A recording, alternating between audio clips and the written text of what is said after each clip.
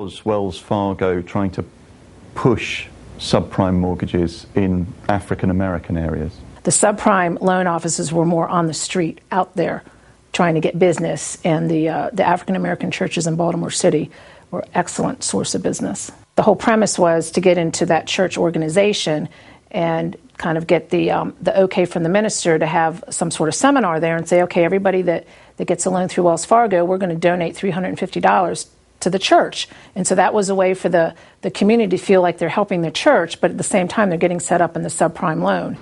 Baltimore has had problems for years. Once a powerful manufacturing city, it's struggled to find jobs for its people in recent decades. The mayor of this city knows that only too well. We caught up with her at a ceremony for a local anti-crime charity.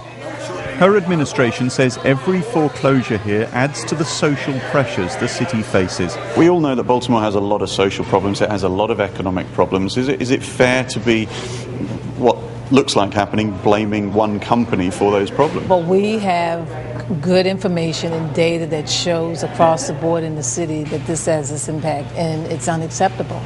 With the same incomes and the same credit record, African Americans were being offered a different product with a higher interest than the counterpart in the white community.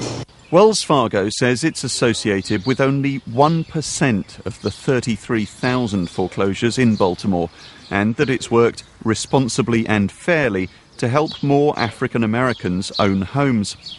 In a statement, the bank added, "We have principles, systems, and processes team members must follow that ensure race is not a factor in the pricing and products we offer." Back at her office, Beth Jacobson is now working with a legal firm to help people avoid foreclosure. The irony is not lost on her. Do you feel at all guilty for the job that you were doing with Wells Fargo over the years?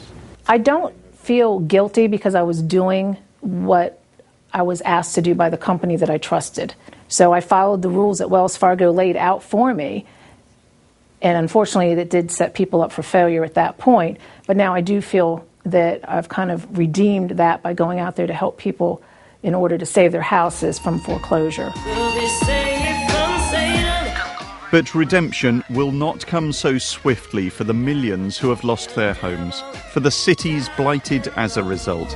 The mortgage brokers, the banks, they knew how risky subprime mortgages were. But until the housing boom went bust, no one cared about that.